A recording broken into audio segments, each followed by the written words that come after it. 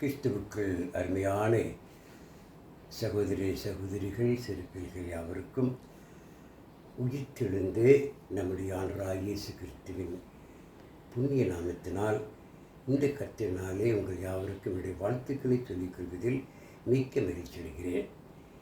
எனக்கு அன்பார்ந்தவர்களே, மீண்டுமாக இந்த நாளில் நாம் அனைவருமாக ஒன்று கூடி பரலோகத்தின் தேவனை நாம் ஆவியோடு தொழுதோடு கூட கட்டிட வசனத்தையும் தியானிக்கத்தக்க இந்த வாய்ப்பினை பெற்றமைக்காக நாம் தேவனுக்கு நன்றி சொல்வோம்.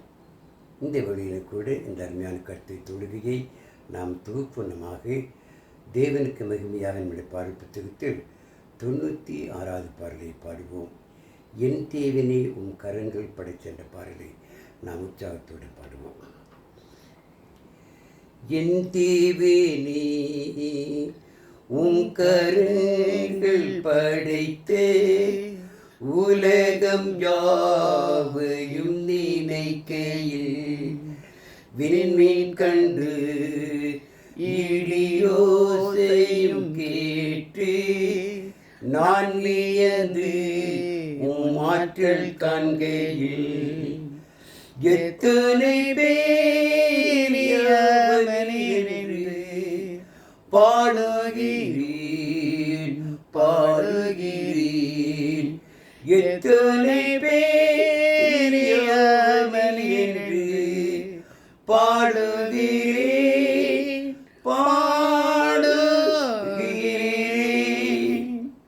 காட்டினுள்ளே நான் அலைந்து திரிந்து பறவைகள் பாடுவதை கேட்கையில் மலையுச்சியில் நான் நின்று கீழே பார்த்து தென்றல் வீச நீரோசை கேட்கையில் எத்தனை பேரியவன் என்று பாடுகிறேன் எத்தனை பேரியவன் என்று பாடுகிறேன்.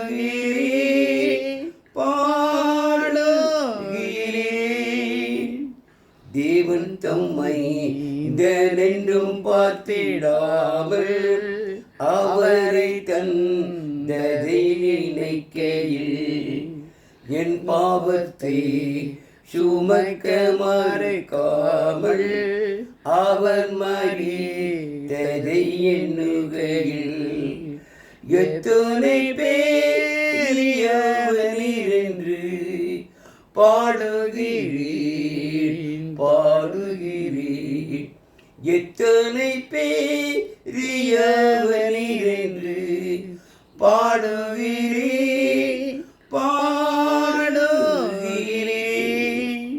ஆர்ப்பரிப்பாய் ஆண்டவர் மீண்டும் வந்து பாரத்தில் சேர்க்கையில் மகிழுவீர். நான் அவரை வணங்குவேன் பணிந்து எத்தனை பேரியவர் நீரண்டு எத்தனை பேரியவர் என்று பாடுகிறேன் எத்தனை பேரியவன் என்று பாடுகிறேன்.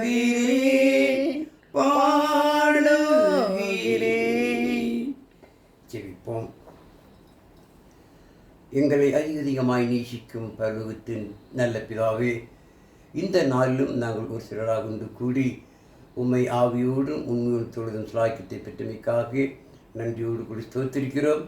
இப்பொழுது தகப்பனே, உமது வார்த்தைகளை நாங்கள் தியானிக்கப் போகிறோம். கேட்கிற உள்ளங்களை திறந்தரலும். உமது வார்த்தையில் அநேகர் கேட்டு செவிசாய்க்கத்தக்க வாய்ப்பளித்தாரும். எல்லாவற்றையும் இயேசுவின் நாமத்தை செபிக்கிறோம் எங்கள் நல்ல பிதாவே, ஆமென்.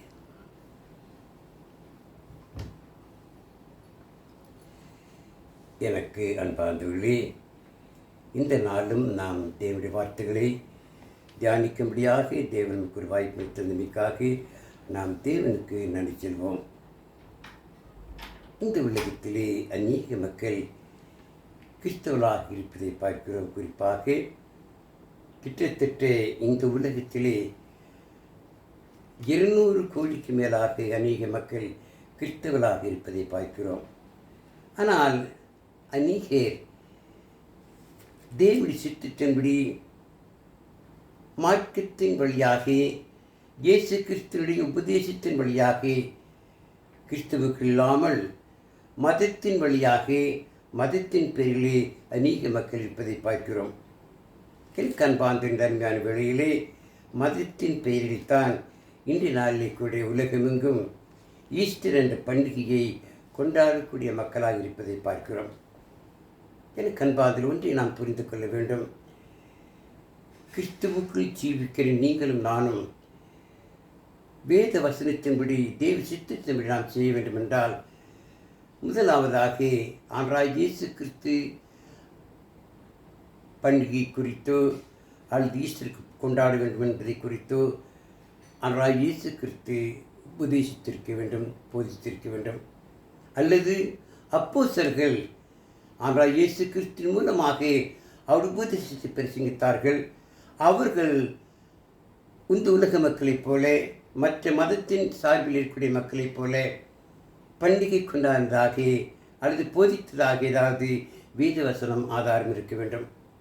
அல்லது முதல் நூற்றாண்டு கிறிஸ்தவர்கள் முதலாக கிபி 33வது வருடத்தில் பெந்தேகோஸ்து நாளன்று பேதுருவின் முதல் சுவிசேஷ பிரசங்கத்தின் மூலமாக 3000 பேர் கிறிஸ்தவர்கள் பிறந்தார்கள். அவர்கள்தான் முதல் நூற்றாண்டு கிறிஸ்தவர்கள். அவர்கள் ஒருவேளை இப்படிப்பட்ட பண்டிகைகளை கொண்டாடிருக்க வேண்டும். அப்படியே செய்திருந்தால் அது கிறிஸ்துவுக்குள் பிறந்த நீங்களும் நானும் அதை செய்வது நியாயமாக இருக்கும். ஆனால் புதிய ஏற்பாட்டிலே வேதாகமத்திலே அப்படிப்பட்ட ஒரு வசனங்கள், அப்படிப்பட்ட ஒரு கட்டளைகள் எங்கேயுமே சொல்லப்படவில்லை. ஆகவே பாவம் என்பது, பாவம் செய்து எவனும் நியாயப்பிரமாணத்தை மீறுகிறான், நியாயப்பிரமாணத்தை மீறுவதே பாவம் என்று சொல்லி நாம் வேதத்திலே வாசிக்கிறோம். ஆவியான திட்டவட்டமாக போயிற்று. ஆகவே எனக்கு அந்த தன்மையான வேளையிலே கிறிஸ்துவுக்கு பிறந்த நாம் எப்படிப்பட்ட மக்களாக இருக்கின்றோம் என்பதை குறித்து சற்று வேதவசனத்தின் மூலமாக ஆராய்ந்து பார்க்கலாம். பாருங்கள், எபிரேயர் ஆசிரியர் எபிரேயர் 10ஆம் அதிகாரம் 19 25 வசனங்களை சில நாளில் தியானிக்கலாம். பாருங்கள், எபிரேயர் 10ஆம் அதிகாரம் 19 25 வரை. ஆகையால் சகோதரரே, நாம் பரிசுத்த ஸ்தலத்தில் பிரவேசிப்பதற்கு இயேசுவானவர் தமது மாமிசமாகிய திரையின் வழியாய் புதிதும் ஜீவனமான மார்க்கத்தை நமக்கு உண்டு பண்ணினபடியால் அந்த மார்க்கத்தின் வழியாய் பிரவேசிப்பதற்கு அவருடைய இரத்தத்தினாலே நமக்கு தைரியம் உண்டாயிருக்கிறபடினாலும் தேவனுடைய வீட்டின் மேல் அதிகாரியான மகா ஆசாரி நமக்கு ஒருவர் இருக்கிறபடினாலும் துர்மனசாட்சி நீங்க தெளிக்கப்பட்ட இருதயமுள்ளவர்களாயும் சுத்த ஜலத்தால் கழுவப்பட்ட சரீரமுள்ளவர்களாயும் உண்மையுள்ள இருதயத்தோடும் விசுவாசத்தின் பூர்ண நிச்சயத்தோடும் சேரக்கடவோம். அல்லாமலும் நம்ம நம்பிக்கையை அறிக்கைகிறதில் அசைவில்லாமல் உறுதியாக இருக்க கடவோம். வாக்குத்தத்தம் பண்ணினவர் உண்மையுள்ளவராயிருக்கிறாரே. மேலும் அன்புக்கும் நற்கிரிகளுக்கும் நாம் ஏவப்படும்படி ஒருவர் கவனித்து சபை கூடி வருதலை சில விட்டுவிடுவது போல நாம் விட்டுவிடாமல் ஒருவருக்கொருவர் புத்தி சொல்ல கடவோம். நாளானது சமீபித்து வருவதை எவ்வளவாய் பார்க்கிறீர்களோ அவ்வளவாய் புத்தி சொல்ல வேண்டும். ஆமரிமார்களே, இன்றைக்கு நீங்களும் நானும் கிறிஸ்துவின் ராஜ்யமான சபை இருக்கிறோம் என்று சொன்னால் இதற்கு ஆண்டவராகிய இயேசு கிறிஸ்து நமக்கு பொறுத்துள்ளராக பொறுப்புள்ளராக அமைந்திருக்கிறார். ஆண்டவர் இயேசு கிறிஸ்துவின் மூலமாகத்தான் நாம் இன்றைக்கு அவருடைய ராஜ்யத்தின் பிரச்சலாக இருக்கிறோம். தேவனுடைய குடும்பமான அவருடைய சபையில் அங்கமாயிருக்கிறோம். ஆகவேதான் எபிராசி சொல்லும் பொழுது, ஆகையால் சகோதரரே, நாம் பரிசுத்த ஸ்தலத்தில் பிரவேசிப்பதற்கு இயேசுவானவர் தமது மாமிசமாகிய திரையின் வழியாய் புதிதும் ஜீவனமான மார்க்கத்தை நமக்கு உண்டு பண்ணினபடியாராம். எனக்கு அன்பார்ந்தே, இது புதிதும் ஜீவனமான மார்க்கம். இந்த மார்க்கத்தின் வழியாகத்தான் நாம் என்ன செய்யணுமாம்? பரிசுத்த ஸ்தலத்துக்கு பிரவேசிக்க முடியும், பரலோகத்துக்கு செல்ல முடியும். இந்த மார்க்கத்தை உருவாக்குவதற்கு ஆண்டவர் இயேசு கிறிஸ்து தம்முடைய சரீரத்தை ஒப்பு கொடுத்தார். தம்மை ஜீவப்பிலியாக பிரதித்தான் வேதத்தில் வாசிக்கிறோம். அவர் தமது மாமிசமாகிய திரையின் வழியாயாம். பழைய ஏற்பாட்டின் காலத்திலே ஆசரிப்பு கூடாரம் என்று ஒன்று உண்டு. அந்த ஆசரிப்பு கூடாரத்தில் முதலாவதாக பரிசுத்த ஸ்தலம், அடுத்தது மகா பரிசுத்த ஸ்தலம் என்று சொல்வார்கள். அந்த மகா பரிசுத்தலத்துக்கு எல்லாரும் போக முடியாது. ஆக மகா பரிசுத்தலத்துக்கும் பரிசுத்தலத்துக்கிடையே ஒரு பெரிய திரை இருக்கிறது. அந்த திரையின் வழியாக உள்ளுக்குள்ளே போகின்றவர்கள் அந்த பரிசுத்தலத்திலே தேவன் அவர்களோடு கூட பேசுவார். ஆகவே வருடத்தில் ஒரு முறை அந்த பரிசுத்த ஸ்தலத்துக்கு ஒருவர் செல்ல வேண்டுமென்றால் அவர்கள் தேவனால் அனுமதிக்கப்பட்டவர்களாக போக வேண்டும். அப்படி போகின்றவர்கள் தேவனுக்கு பிரியமானாக இருந்தால் அந்த மகா பரிசுத்தலத்திலே அவர் உயிரோடு இல்லை என்றால் தேவன் அங்கு அவர்களை அடித்து விடுவார், கொன்று விடுவார். ஆக அப்படி கொன்று போட்டால் மற்ற யார் உள்ளே சென்று அவனை எடுத்து வர முடியாது. ஆகவே செய்வார்கள், அந்த மகா பரிசுத்தலத்திற்குள் போகும் பொழுது கால்களில் கயிற்றை கட்டி உள்ளே அனுப்புவார்கள். ஏனென்றால் அவர்கள் மரித்து போனால் அந்த கயிற்றின் வழியாக இழுத்துத்தான் அவர் வெளியே கொண்டு வர முடியும். இது அந்த காலத்தில் நடந்த உண்மை. அந்த மகா பரிசுத்தலம்தான் அந்த பரலோகம். பாருங்கள், அந்த பரலோகத்துக்கு செல்வதற்கு பரிசுத்தலத்துக்கு மகா பரிசுத்தல இடையே இருக்கிற திரை என்பது ஆண்டவராகிய இயேசு கிறிஸ்துவாக இருக்கிறார். பாருங்கள், பரிசுத்தலம் என்பது இன்றைக்கு நீங்கள் நான் ஜீவிக்கிறானே அவர் ராஜ்யமான சபை. அந்த சபை யாருக்கு தான் அந்த பரிசுத்தலத்துக்கு செல்ல முடியும்? கிறிஸ்துவுக்கு ஜீவிக்கின்ற அத்தனை பேருமே அந்த மகா பரிசுத்தலத்துக்கு செல்ல வேண்டும் என்றால் ஆண்டவராகிய இயேசு கிறிஸ்து அவர் தம்முடைய சரீரத்தை சிலர் ஒப்பு கொடுத்தார். பாருங்கள், அன்றைக்கு நீங்களும் நானும் இன்றைக்கு உலகத்திலே பரலோக ராஜ்யமான இயேசு கிறிஸ்துவின் சரீரமான அவர் சபை அங்கமாக இருக்கிறோம் என்று சொன்னால் நாம் அந்த பரலோகம் செல்வதற்கு தகுதி வாய்ந்த மக்களாக இருக்கிறோம். அப்படிப்பட்ட நீங்கள் நானும் இந்த அருமையான வாய்ப்பினை பெறுவதற்கு ஆண்டவராகிய இயேசு கிறிஸ்து தான் தம்மை தாமே ஜீவப்படியாக ஒப்பு கொடுத்தார். அவர் நமக்காக சிலுவை சுமந்து மரித்து அடக்கமனப்பட்டு 3ஆம் உயிரோடு எழுந்து 40 நாட்கள் உலகத்திலே தம்மை அநேக மக்களுக்கு நான் மரித்தேன், மீண்டுமாக உயிரோடு எழுந்தேன் என்பதை நிரூபித்து காண்பித்து இன்றைக்கு பரலோகத்திலே பிதாவின் வலது வாரத்திலே விட்டிருக்கிறார். அந்த பரலோகமான பிதாவின் வலது வாரிசுமான அந்த பரிசுத்தலத்துக்கு செல்வதற்கு ஆண்டவராகிய இயேசு கிறிஸ்து வழியாக சத்தியமாக ஜீவனாக இருக்கிறார். பாருங்கள், ஆகவே தான் யோவான் 14:6 பார்க்கிறோம். அதற்கு இயேசு, நானே வழியும் சத்தியமும் ஜீவனுமாக இருக்கிறேன், என்னால் என்ற ஒருவனும் பிதாவிடத்தில் வரான். பாருங்கள், ஆகவே ஆண்டவராகிய இயேசு கிறிஸ்துவின் உபதேச சட்டம், இயேசு கிறிஸ்துவனுடைய அந்த அருமையான வேத வசனங்கள், வேத வாக்குகள் நம்மை என்ன செய்கிறது? அந்த பரலோக பாக்கியத்தை பெறக்கூடியதாக இருக்கிறது. பாருங்கள், அதற்கு நீங்கள் நானும் அவருடைய மார்க்கத்தின் வழியாக உண்மையுள்ள மனதோடு சின்னமாம் நாம் ஜீவிக்க வேண்டும். பாருங்கள், வாசிக்கும் பொழுது அந்த மார்க்கத்தின் வழியாய் அவருடைய இரத்தத்தினாலே பிரவேசிப்பதற்கு அவர் இரத்தத்தினாலே நமக்கு தைரியம் உண்டாயிருக்கிறபடியாம் நீங்கள் நானும் இயேசு கிறிஸ்து இரத்தத்தினால் கழுவப்பட்டிருக்கிறோம். எப்பொழுது ஆண்டவராகிய இயேசு கிறிஸ்து விசேஷத்தை கேட்டு அதை விசுவாசித்து பழைய பாவமான ஜீவித்திருந்து மனம் திரும்பி நம்முடைய பாவம் மன்னிப்புக்கென்று ஞானஸ்நானம் பெறும் பொழுது ஆண்டவராகிய இயேசு கிறிஸ்து இரத்தத்தினால் நாம் நினைக்கிறோம், கழுவப்படுகிறோம், புது சிருஷ்டியாக மாற்றப்படுகிறோம். ஆண்டவராகிய இயேசு கிறிஸ்துவோடு கூட நாம் இணைக்கப்படுகிறோம், தேவ சொந்தமான பிள்ளையாக மாற்றப்படுகிறோம். ஆகவே இந்த மனசாட்சி ஒவ்வொருவருக்கும் இருக்க வேண்டும். பாருங்கள், நான் கிறிஸ்துவுக்கு பிறந்திருக்கிறேன், நான் தேவ பிள்ளையாக மாற்றப்பட்டிருக்கிறேன், இந்த உலகத்திலிருந்து பாவத்திலிருந்து பிரித்திருக்கப்பட்ட இந்த எண்ணம் ஒவ்வொருவருக்கும் இருக்க வேண்டும். அந்த எண்ணத்தின்படி மரண பரியந்தமும் நாம் தேவனுக்கு பிரியமான மக்களாய் வாழ வேண்டும். இயேசு கிறிஸ்துவின் உபதேச சட்டத்தின்படி வாழ வேண்டும். எப்படி வாசிக்கலாம்? பாருங்கள், தொடர்ந்து வாசிக்கலாம். தேவனுடைய வீட்டின் மேல் அதிகாரியான மகா ஆசாரியர் நமக்கு ஒருவர் இருக்கபடியால், மகா பிரதான ஆசாரியர் நமக்காக பரிந்து பேசிக் கொண்டிருக்கிறார். பரலோகத்தில் இருந்து கொண்டு அவர் நேசிக்கின்ற அவருக்கு பிரியமான பிள்ளைகளுக்காக தேவனிடத்தில் நமக்காக பரிந்து பேசுகிறார். அவர் இப்படி இருக்கிறபடி நான் என்ன செய்யணுமா? துன்மனசாட்சி நீங்க எனக்கு அன்பார்களே, நாம் பரிசுத்தமாக்கப்பட்டவர்கள், கிறிஸ்துவுக்கு பிறந்தவர்கள். நம்மிடத்தில் நினைச்சக்கூடாதாம் துன்மனசாட்சி இருக்கக்கூடாது. பரிசுத்த பேதுரு சொல்லும் பொழுது பாருங்கள், 1 பேதுரு 3ஆம் அதிகாரம் 21ஆம் வசனத்தை வாசிக்கும் பொழுது 1 பேதுரு 3ஆம் அதிகாரம் 21 வாசினா பாருங்கள். அதற்கு ஒப்பனையான நாசனானமானது மாமிசமான அழுக்கை நீக்குதலாயிராமல் தேவனை பற்றும் நல் மனசாட்சி உடன்படிக்கையாயிருந்து இப்பொழுது நம்மையும் இயேசு கிறிஸ்துவினுடைய உயிர்த்தெழுதலினால் ரட்சிக்கிறதாம். நல் மனசாட்சியோடு கூட நாம் கிறிஸ்துவுக்கு பிறந்திருக்கிறோம்.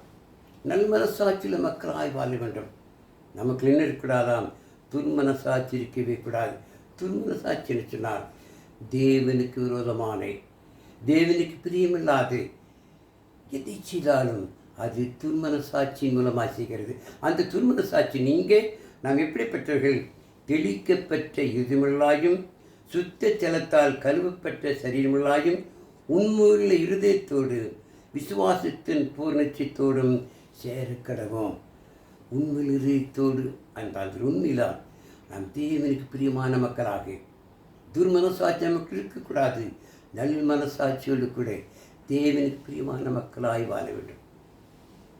அன்றாய் இயேசு கிறிஸ்து எதை போதித்தாரோ அதுபடிதான் நடக்க வேண்டுமே தவிர கிறிஸ்துவால் போதிக்கப்படாதே, அப்போஸ்தலர் சொல்லப்படாதே எதையும் நினைச்சுக்கூடாதாம் நாம் துணிந்து செய்யக்கூடாது. அப்படி செய்தால் அது துன்மனசாட்சியாக மாறுது பாருங்கள்.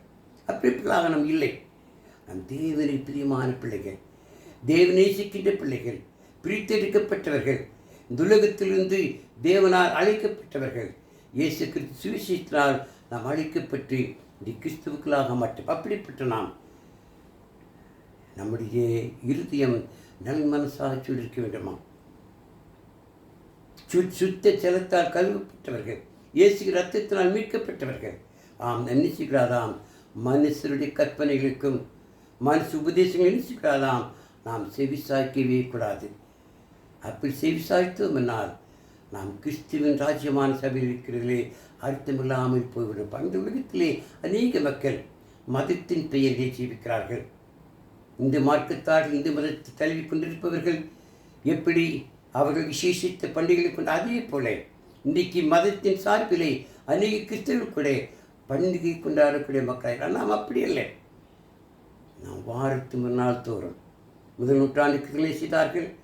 அவர்கள் அப்போஸ்தலர் உபதேசத்திலும் அந்யோனியத்திலும் அப்பம் பிக்குதலிலும் ஜெபம் பண்ணுதலிலும் உறுதியாய்த்து அதைத்தான் நாம் செய்ய வேண்டும். அந்த உறுதியில் நினைச்சுக்கூடாதாம் நாம் விலகி விளைவிக்கிறது. வாசலாம் பாருங்கள். அல்லாமலும் நம்முடைய நம்பிக்கையை அறிக்கையிடுகிறதில் அசைவில்லாமல் உறுதியாயிருக்க கடவோ வாக்குத்தத்தம் பண்ணினவர் உண்மையாயிருக்கிறாராம். நம்முடைய நம்பிக்கை இயேசு கிறிஸ்துவின் மூலமாகத்தான் நாம் அந்த பரலோக பாக்கியத்தை பெற்றுக்கொள்ள முடியும். இயேசு கிறிஸ்து சுவிசேஷத்தினால்தான் நாம் ரட்சிக்கப்பட முடியும். அந்த நம்பிக்கையின் மூலமாகத்தான் இன்றைக்கி கிறிஸ்துவுக்குள் பிறந்திருக்கிறோம். அந்த நம்பிக்கையை மற்றவர்கள் என்ன செய்யணுமாம்? நாம் அசைவில்லாமல் மற்றவர்களுக்கு அறிக்கையிட வேண்டும். எப்படி அறிக்கிறது?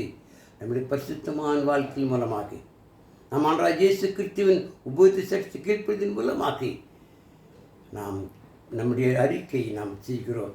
நம்முடைய ஜீவித்தின் மூலமாக நான் தேவனுடைய பிள்ளை, இயேசு கிறிஸ்துவின் ராஜ்யமான சபையில் அங்கமாயிருக்கிறவன், தேவனுக்கு பயந்தன் என்பதை நம்ம வாழ்க்கையில் சின்னமாம் அறிக்கையிட வேண்டும். அசைவில்லாமல் உறுதியாயிருக்க வேண்டுமா?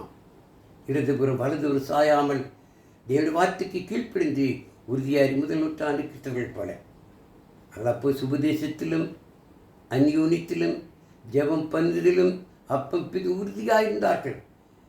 இன்றைக்கு நாம் அதே எப்படி இருக்கிறோமா? சிந்தித்து பாருங்கள். இன்றைக்கு அநேக நினைக்கிறார்கள் தவறான பாதையிலேயே போய்கொண்டிருக்கிறார்கள். பாருங்கள், ஏசாயா 1ஆம் அதிகாரம் 3ஆம் வசனத்தில் வாசிக்கும் பொழுது, மாடு தன் எஜமானனையும் கழுதை தன் முன்னனையும் அறியுமாம், இந்த இஸ்ரவேல் ஜனங்களோ என் வார்த்தைக்கு செவிக்கொள்ளாமல் இருக்கிறார்கள், என்னை அறியாமல் இருக்கிறார்கள். உண்மைதான். அன்றாகிய இயேசு கிறிஸ்துவின் சுவிசேஷத்தை கேட்டு நீங்களும் நானும் இஸ்ரவேல் ஜனங்களை நாம் சற்று கவனித்து பார்க்க வேண்டும். முதல் நூற்றாண்டிலே ஆரம்ப காலத்திலே தேவன் எகிப்து தேசத்திலிருந்து அடிமைகளாயிருந்த இஸ்ரவேல் ஜனங்களை மோசே ஆரியம் மூலமாக அழைத்து வந்த பொழுது 40 நாட்கள் வனாந்தரத்தினுடைய வந்த பொழுது தேவன் எவ்வளவாய் நேசித்தார், அவர்களுக்கு எவ்வளவு உதவி செய்தார். ஆனால் கூட அவர்கள் என்ன செய்யவில்லை, தேவனுக்கு பிரியமாக. அதனால்தான் அவர்களை பார்த்து மாடு தன் நிஜமான அறியும், கழுதை தன் முன்னணி அறியும், இவர்களோ என்னை அறியாமல் இருக்கிறார்கள், என் வார்த்தைக்கு செவிக்கூடாமல். அதே போலதான் நீங்கள் நானும் அப்படி செவிக்கூடாமல் போனால் மாடுகளை விட கழுதையை விட நம்முடைய வாழ்க்கையிலே உண்மையிலே ஒரு வேதனையான காரியம் பாருங்கள். நாம் தேவனுடைய பிள்ளைகள், அழைக்கப்பட்டவர்கள். தேவ வார்த்தைக்கு நாம் எப்பொழுதும் கீழ்ப்படிய வேண்டும்.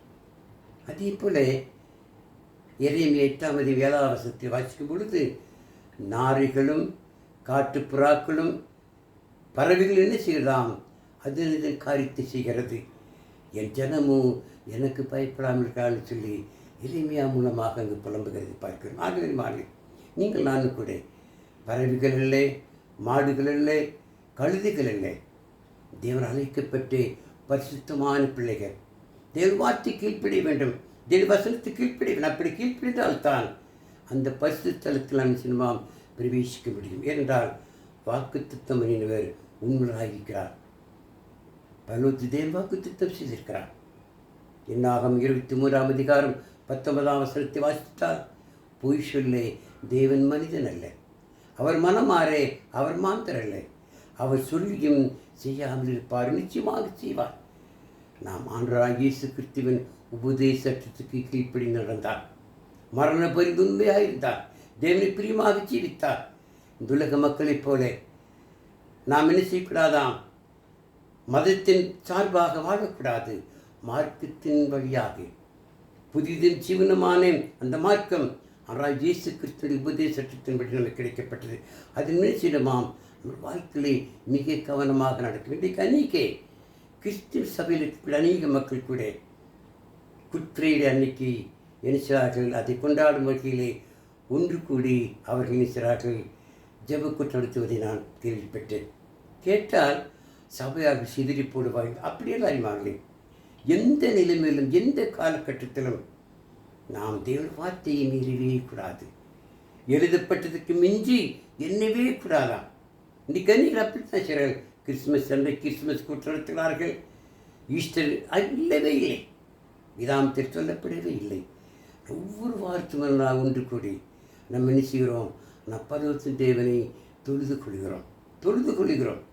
எப்படி முதல் நூற்றாண்டு கிறிஸ்தவரை போல அதைத்தான் தேவன் விரும்புகிறார், அதைத்தான் தேவன் அனுமதிக்கிறார்.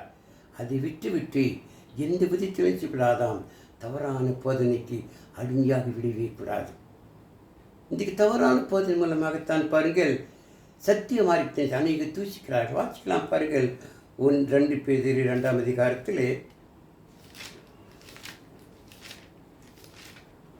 பாருங்கள்.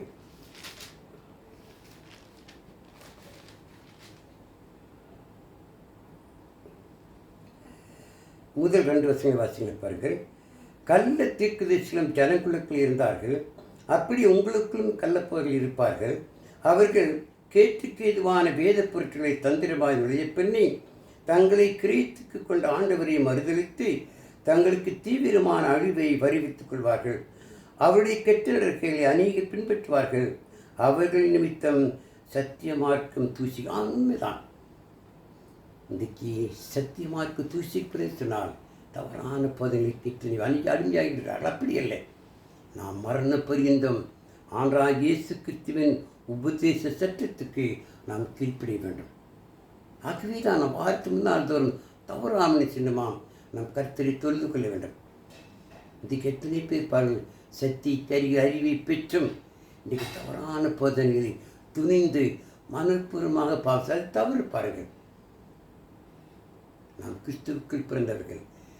அந்த பழைய பிரமாணத்துக்கும் மோசே உபதேசத்துக்கும் மனுஷனுடைய கற்பனைகளுக்கு என்ன செய்ய விடுவிக்கப்பட்டவர்கள். ஆகவே நாம் கிறிஸ்து உபதேசித்தபடி நாம் வாழ வேண்டும், நடக்க வேண்டும். வாசிக்கலாம் பாருங்கள், கொலேச நாட்டு சபை கழுவின பவுல் கிறிஸ்துவுக்கு பிறந்தவர்கள். பாருங்கள், கொலேச 2ஆம் அதிகாரத்தில் நம்ம சில வசனம் வாசிக்கலாம் பாருங்கள். கொலேச 2ஆம் அதிகாரம் 12 வாசிக்கலாம். ஞான ஸ்நானத்தினாலே அவரோடு கூட அடக்கம் பண்ணப்பட்டலாகவும் அதிலே அவரை மரித்தோரும் தெளிப்பினே தேவனுடைய செயல் மேல் விசுவாசத்தினாலே அவரோடு கூட எழுந்தலாக இருக்கிறீர்கள்.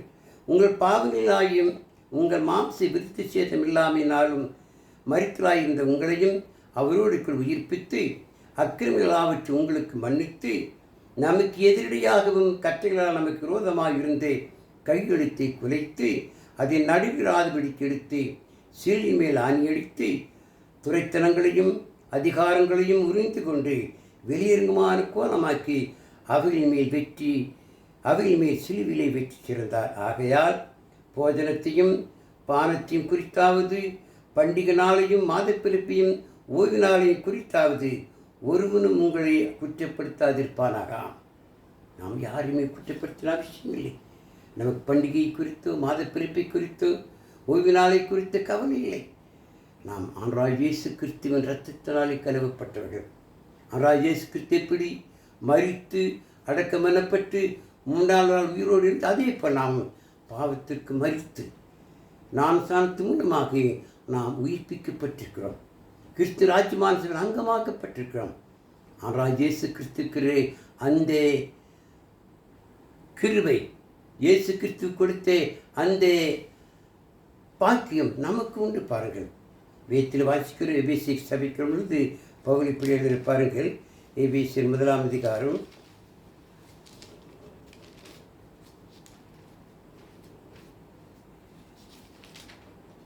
3வது வசனம் பாருங்கள்.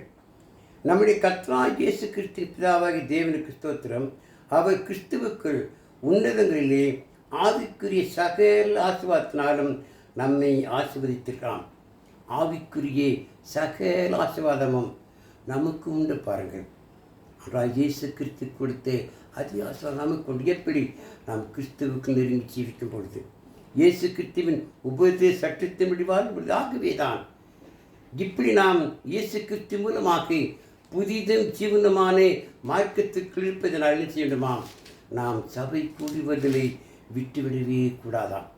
வாரத்து முதல் ஒன்று கூடி அப்போ சுபதேசத்திலும் அந்யோன்யத்திலும் ஜெபத்திலும் அப்பப்புக்கு உறுதியாக இருக்க வேண்டும். பாருங்கள் என்றால் வாக்குத்தத்தம் பண்ணினவர் உண்மையாயிருக்கிறார். நம்முடைய தேவன் நமக்கு அந்த பல்லுவுக்கு பாக்கியத்தை கற்றுவிட்டிருக்கிறார். எப்படி? இயேசு கிறிஸ்து மூலமாகத்தான், இயேசு கிறிஸ்துவின் உபதேச சட்டத்தின் மூலமாகத்தான். ஆகவே எனக்கன்பாந்திலே நீங்கள் நானும் மனுஷருடைய கற்பனைக்கு செவிசாய்க்காமல், இந்த உலக வழிபாட்டுக்கு நாம் செவிசாய்க்காமல் நாம் தேவனுக்கு பிரியமான மக்களாய் வாழ வேண்டும். பாருங்கள், தொடர்ந்து வாசிக்கலாம். கொலை நாள் சபை எழுதும் பொழுது இப்படியாக எழுதுகின்றார். கொலை செய்ய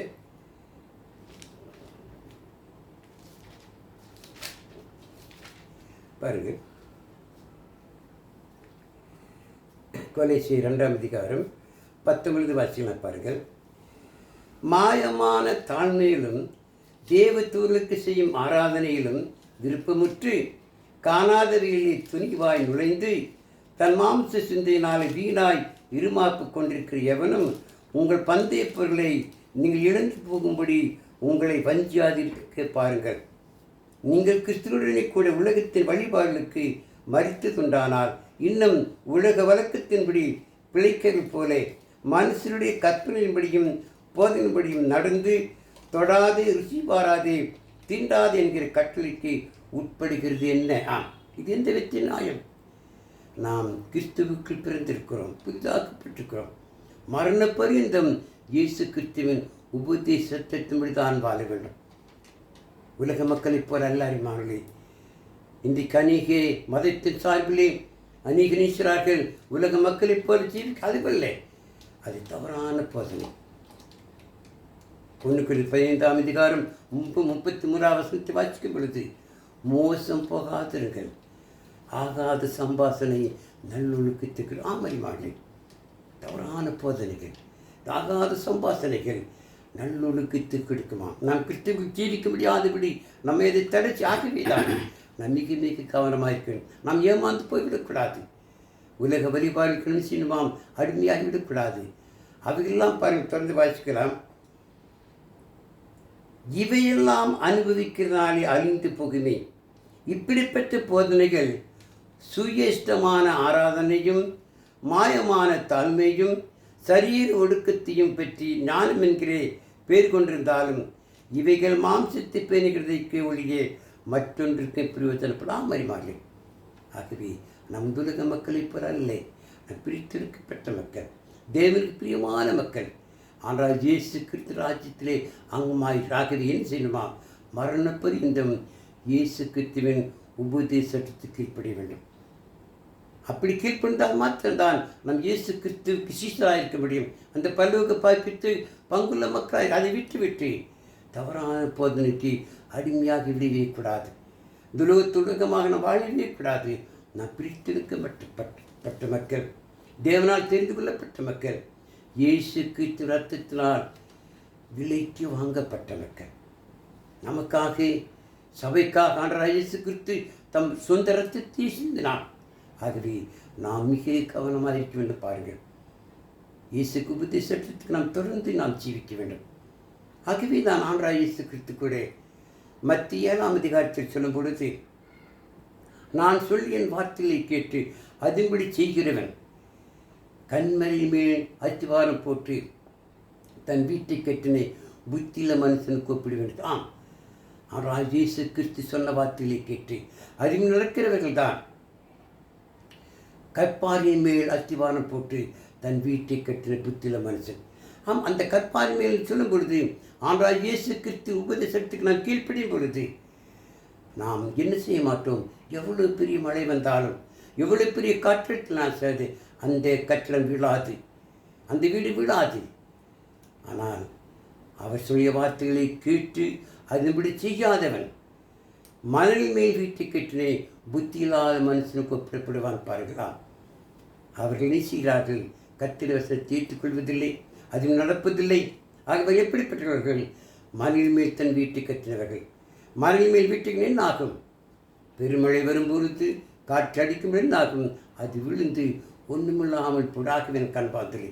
நீங்களானும் இயேசு கிறிஸ்துவின் உபதேச சட்டத்தின்படி நான் பிரித்தெடுக்கப்பட்ட மக்கள், புதிதாக்கப்பட்ட மக்கள், அந்த ஜீவனுள்ள மார்க்கமான கர்த்தராகிய இயேசு கிறிஸ்து சட்டத்தின்படி அந்த பரலோக பாக்கியத்திலே நாம் ஆயத்தமாயிருப்போம். ஆனால் இயேசு கிறிஸ்து வார்த்தைக்கு நாம் கீழ்ப்படிய வேண்டும்.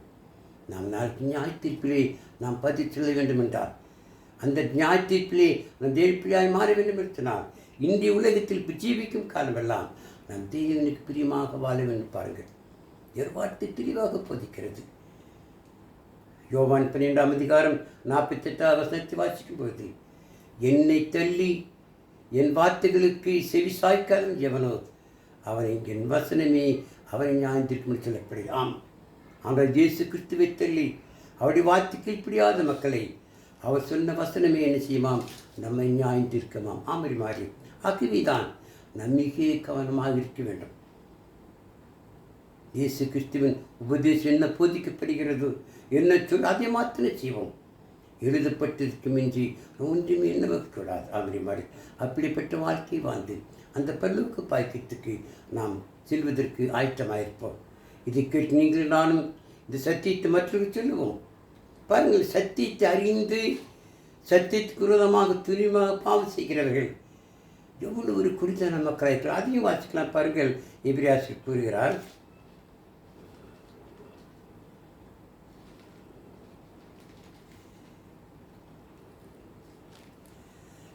பாருங்கள்,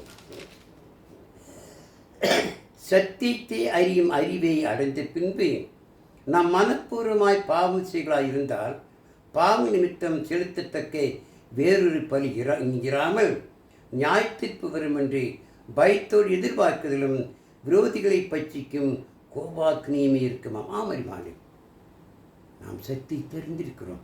தேவனை பிள்ளையாக மாற்றப்பட்டு அப்படிப்பட்ட நாம் மீண்டும் துணிந்து மனப்பூர்வமாய் பாவம் செய்தால் நம்முடைய பாவத்தை மன்னிப்பதற்கு மீண்டும் ஒரு வாய்ப்பில்லை, வழி கிடையாது. நியாயத்தீர்ப்பு தான். ஆகவே இந்த நியாயத்தீர்ப்பிலே நாம் கணக்கு கொடுக்கவே என்று பரிமாறி தப்பிக்கவே முடியாது. எபிரேயர் 4:13 அவருடைய பார்வைக்கு மறைவான சிற்று ஒன்றும் இல்லை, சகலமும் அவர் கண்களுக்கு முன்பாக நிர்வாணமாய் வெளியிடமாய் இருக்கிறது. அவருக்கே நாம் கணக்கு கொடுத்து நாம் அறிமாறு. இதையே நான் பொதுக்கி சொல்கிறேன்.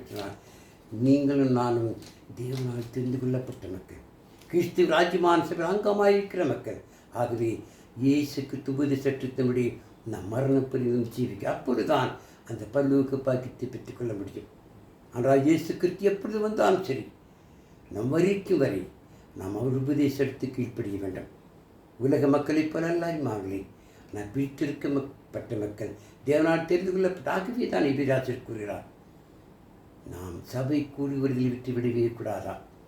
ஒவ்வொரு வார்த்தை நான் முதல் ஒன்று கூடி அப்போஸ்தலர் உபதேசத்திலும் ஜெபத்திலும் அப்பம் பிக்குதிலும் அந்யோன்யத்திலும் உறுதியாயிருக்க வேண்டும். ஆகவே அப்படிப்பட்ட வாழ்க்கை வாழ்ந்து அந்த பரலோக பாக்கியத்துக்கு செல்ல நாம் ஆயத்தமாயிருக்கிறோம். என் கண்பாந்திரை கேட்டு நீங்கள் நான் கூட மற்றவர்கள் கேட்கும்படின்னு செய்வோம். அதை நாம் சப்ஸ்கிரைப் பண்ணுவோம், மற்றவர்கள் நாம் போதிப்போம். தேவன் தாம் இந்த வசனங்களையும் கேட்ட மாதிரி ஆசிரிப்பார். ஜெபம் செய்வோமாக.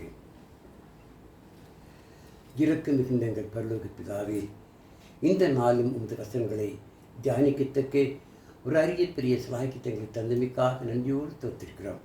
இதை கேட்டு ஒவ்வொருவரும் இந்த வசந்தம் நடந்து உமக்கேற்ற மக்களாய் ஜீவிக்கு உதவி செய்யும், பாதுகாத்துக்கொள்ளும். எல்லாவற்றையும் அருமையான ஆண்டவர் இயேசு கிறிஸ்துவின் விலையேறப்பெற்ற நாமத்தில் கெஞ்சி மன்றாடுகிறோம் எங்கள் ஜீவனுள்ள பிதாவே. ஆமென்.